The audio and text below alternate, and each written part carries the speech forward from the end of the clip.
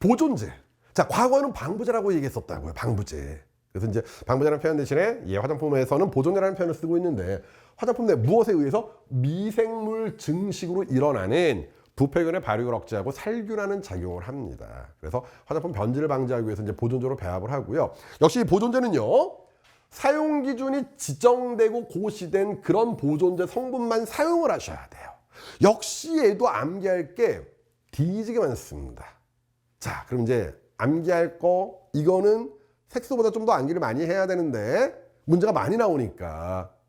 왜냐면 색소는 주로 컬러 메이크업, 이 색조 메이크업에만 많이 들어가잖아요. 근데 보존제는요, 색조 메이크업에도 들어가고 기초 메이크업에도 들어가고 다 들어가거든요. 모든 것들에. 그래서 이제 암기할 게 좀 더 많아요. 그래서 기본적인 내용을 보고 이제 암기 쪽으로 넘어가는데, 자, 보존제 요건, 넓은 범위의 산 알칼리에 걸쳐 효과가 나타나야 된다. 왜냐면 화장품이 뭐 강산일 수도 있고 약산일 수도 있고 중성일 수도 있고 알칼리성일 수도 있기 때문에 어디에서는 효과가 있고 어디에서는 없고 이러면 안 된다는 거죠. 또 적용 농도에서 피부에 자극을 주면 안 된다. 그래서 뭐 뒤에 나오고 있지만 파라벤이 자극이 있네 없네, 뭐 시각청은 없네, 뉴스에선 있네, 뭐 이런 얘기들 많이 나오는데 그건 팩트가 안 되잖아요. 누구 말이 맞는지 모르잖아요. 그래서 그런 거 말고 결국은 지금 얘기하는 건 일단 식약처에서는 어차피 시험 주관 기관이 식약처이기 때문에 자극을 줘서는 안 된다고 규정하고 있고, 자극을 주지 않는다고 식약처에서 얘기하는 성분들만 여기 나와 있습니다. 그리고 이제 독특한 색상이나 냄새가 나지 않아야 된다. 사실 첨가제거든요, 보존제는. 보존제는 화장품의 주연 배우가 아니라 조연 배우이거든요. 좋은 드라마나 영화나 연극은요, 주연 배우가 뜨고요, 조연 배우가 바탕을 잘 깔아줘야 돼요. 조연이 너무 뜨면, 그래서 주연이 연기를 못하면 솔직히 주연 나오는 시간이 긴데 재미가 없어집니다. 조연만 연기를 잘하면. 예, 그래서 조연 배우이기 때문에 독특한 색상이나 냄새 이런 것들이 나지 않아야 됩니다. 주연 배우인 어떤 그런 활성 성분을 띄워줘야 되겠죠. 자, 일정 기간 동안 당연히 효과가 있어야 되겠죠. 일주일만 효과가 있으면 일주일 후부터는 부패된다는 얘기니까. 또 화장품과 함유되는 다른 성분들, 다양한 성분이 들어가니까 용해가 잘 돼야 되고요. 그리고 보존제로 인해 어떤 효과가 없어지거나 변해서도 안 된다. 그래서 보존제는 정말 보조적인 역할만 해주는 그런 첨가제의 개념으로 여러분들의 생각을 하셔야 될 것입니다. 자, 그럼 이제 보존제의 종류가 있는데, 역시 종류도 우리가 책에서 한번 찾아본다라고 얘기하면요, 엄청나게 많아요. 그래서 제가 한번 찾아볼까요? 저도 책을 몇 페이지에 나오느냐, 122페이지에 나와요. 그래서 한 페이지, 두 페이지, 셋, 넷, 네 페이지. 색소와 달리 이건 여러분들이 암기하실 수 있으면 다 암기하시면 좋겠어요. 이건 다 암기하시면 좋겠어요, 정말.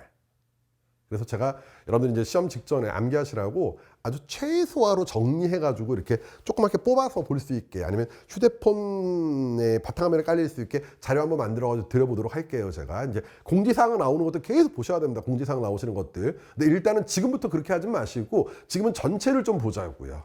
그래서 강의 다 끝나면 그런 작업도 한번 해볼게요. 자, 그러면 보세요. 다 암기하셨으면 좋겠지만 일단 2단계로 암기를 하자고요. 지금 말씀드리는 첫 번째, 두 번째 PPT 먼저 암기하시고요. 이게 다 되면 그 다음은 추가적인 내용들을 책에서 여러분들이 암기하는 방법으로 가자고요.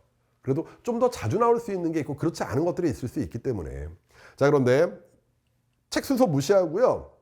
그냥 암기하기 쉽게 함량 순서로 좀 한번 해봤습니다. 한번 보시기 바랍니다. 첫 번째, 트리클로산 많이 들어보셨을 거예요. 이게 과거에 언제더라? 한 2014년, 15년도까지는 일반적인 화장품에 들어갈 수가 있었습니다. 그래서 여드름 제품에 이거 많이 들어갔었어요. 근데 이제 얘가 무슨 무점약이 들어가는 성분이고 피부에 자극이 많고 그래가지고 일반 화장품에 못 들어가는 걸로 법이 바뀌었었거든요. 이제 화장품에서 트리클로산이 빠지게 되면서 여드름 제품의 효능들이 좀씩 떨어지게 되는 이제 그런 개념이었죠. 그래서 일단 이 트리클로산은요, 몇 퍼센트? 0.3%예요. 자, 암기. 트리클로산은 0.3%예요. 쉽죠? 트리클로산 0.3%. 쉬워요. 어렵다고 이거 어려우면 안 돼요. 반복하시면 돼요. 반복시켜드릴 거예요. 제가 지겹도록 시켜드릴 거예요. 믿어보세요. 아주 김상현이라고 얘기하면 이가 갈릴 정도로 지겹도록 반복시켜드릴게요. 자, 트리클로산 0.3%예요. 근데 문제가 이렇게 나올 수도 있지만 난이도가 어렵게 나오면 이렇게 안 나와요. 항상 법령에는 단서 조항 중요하다고 얘기하지 않습니까? 그래서 볼까요? 트리클로산이요, 사용 후 씻어내는 제품 또는 데오더런트, 최치방중 화장품이라고 있죠. 최치방중, 예. 데오더런트, 페이스 파우더, 국소 파운데이션, 에만 0.3%예요. 다른 제품에 안 돼요. 그러니까 여드름 에센스, 여드름 크림 이런 거 안 된다는 거예요. 자, 다시 한번. 트리콜로사는요. 좀 자극이 있대요. 계속 바르고 있는 것보다는 씻어내면 그래도 좀 안전하겠죠. 그래서 사용을 씻어내는 제품.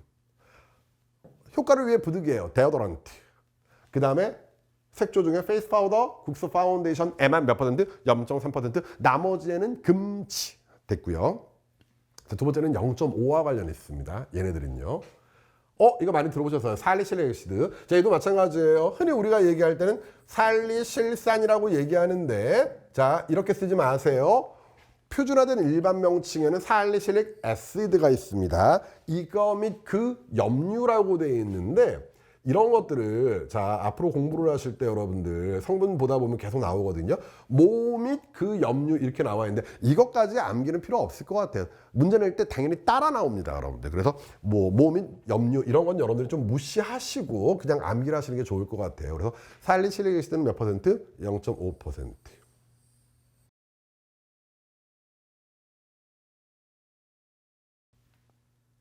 그리고 징크 피리치온도 있거든요. 몇 퍼센트? 0.5%. 자, 이렇게 되면 쉬운 거죠. 근데 어렵게 나오면 단서 조항에 붙는 거예요. 이제 보도록 할까요? 살리실릭 애시드 0.5%는요. 샴푸 제외하고요. 샴푸 제외하고 영유아용 또는 13세 이하. 배우셨던 것 같은데 영유아 그리고 어린이.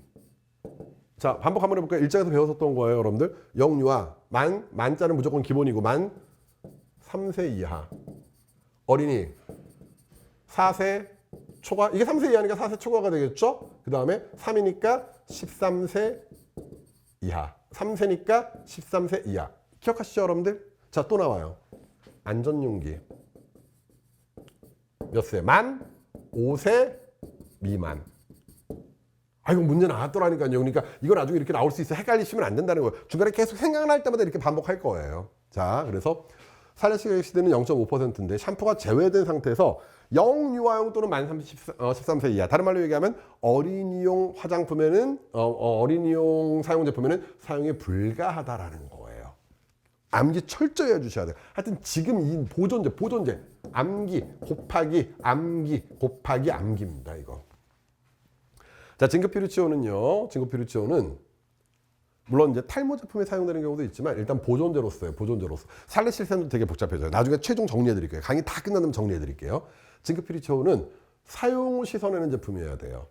사용 후 씻어내는 제품. 0.5%고요. 그 외에는 금지예요. 기억하시겠죠? 살리실릭 애시드, 징크피루치온 0.5 끝내놓고요. 먼저 살리실릭 애시드부터 샴푸 제외. 그리고 영유아용 어린이용, 만 10세가 어린이니까 사용 제품에는 사용 불가해요. 자, 징크피루치온은 사용 씻어내는 제품에만 0.5% 됐어요. 자, 그래서 0.5 이렇게 묶어뒀고요.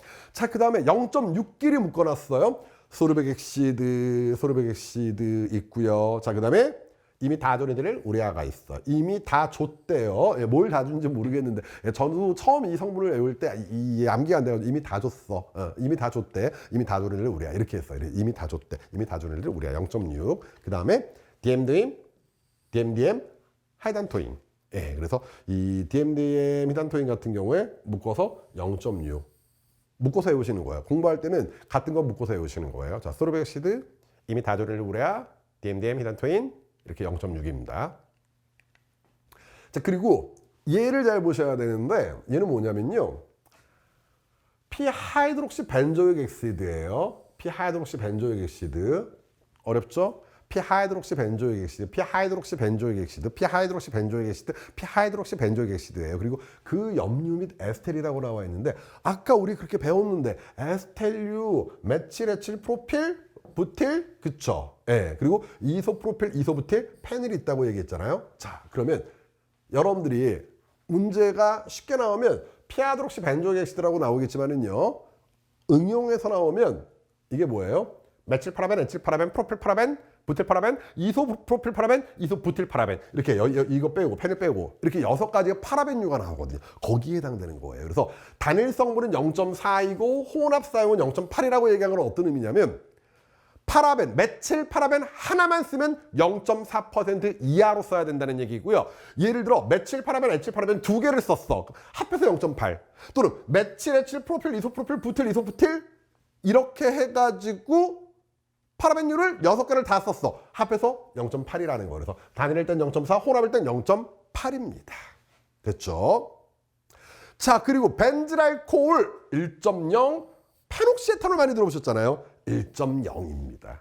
그래서 얘네들 같은 함량끼리 성분 묶고요. 그리고 어떻게 합니까? 단서 조항들, 이런 단서 조항들 모두 암기하시고요. 이 암기가 다 끝나면 책에 나와 있는 좀 전에 얘기했던 거기에 있는 몇 페이지? 예, 여러분들은 어차피 책으로 보고 계시죠? 122페이지부터 나와 있는 것들을 추가적으로 더 암기를 하시면 좋겠어요. 근데 이거 암기가 안 된 상태에서 책 보지 마세요. 일단 많이 나오는 것들이 이것이기 때문에. 그럼 제 스타일상 이번에 무슨 얘기할까요? 그치. 오케이. 김상현을 이해했어. 스톱. 암기하고 다시 리플레이. 됐다고 생각하고 넘어가 보겠습니다.